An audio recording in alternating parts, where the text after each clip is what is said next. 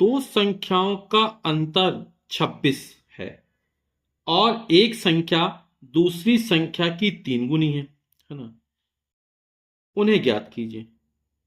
तो संख्याओं को ज्ञात करना, तो हम पहली संख्या x मान लेते हैं और दूसरी संख्या y मान लेते हैं।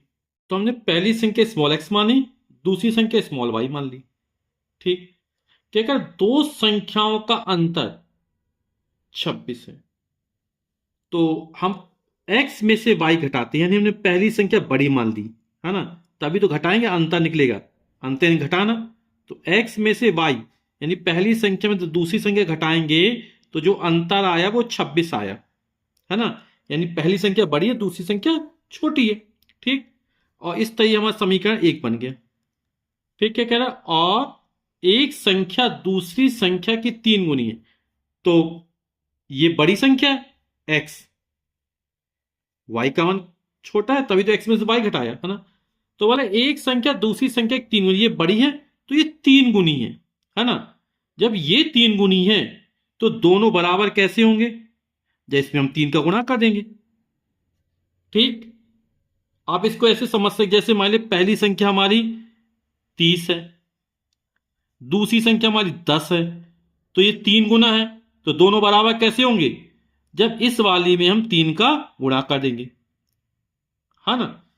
तो इसमें गुणा कर दिए तो कितना हो गया, x बराबर 3y। तो समीकरण कितना हो जाएगी, x बराबर 3y। इसको लिख सकते x माइनस 3y बराबर 0, इस फॉर्म में भी लिख सकते हैं, लेकिन हम इस समीकरण को प्रतिस्थापन विधि से हल करते हैं तो जल्दी निकल आएगा। हमें x और y के मान ज्ञात करने है ना। तो समीकरण दोगे x बराबर 3y, ये तो लिखते कैसे, x 3y का पक्षांतर कर माइनस 3y बराबर 0, तो हमें डायरेक्ट मिल गया x का मान y के पदों में। तो x का ये जो मान है वो समीकरण 1 में रखने पर, तो x का मान समीकरण 1 में रखेंगे तो क्या हो जाएगा, x का मान 3y है तो यहां 3y रख दिया, फिर माइनस y बराबर 26, और 3y में y गए तो 2y बराबर 26। तो y का मान निकालना, ये हो जाएगा 26/2 यानी कि 13, और y का मान 13 निकला है ना। समीकरण 2 में रखें, जल्दी निकल आएगा मान x का, तो y का यह मान समीकरण 2 में रखने पर, तो x बराबर कितना हो जाएगा 3y, 3 और y का मान निकला 13, तो 13 तिया 39, तो x का मान निकला 39, y का मान निकला 13, यानी पहली संख्या हो जाएगी हमें 39 और दूसरी संख्या हो जाएगी 13। तो पहली संख्या x बराबर 13 और दूसरी संख्या y बराबर 39, यही हमारा आंसर हो गया।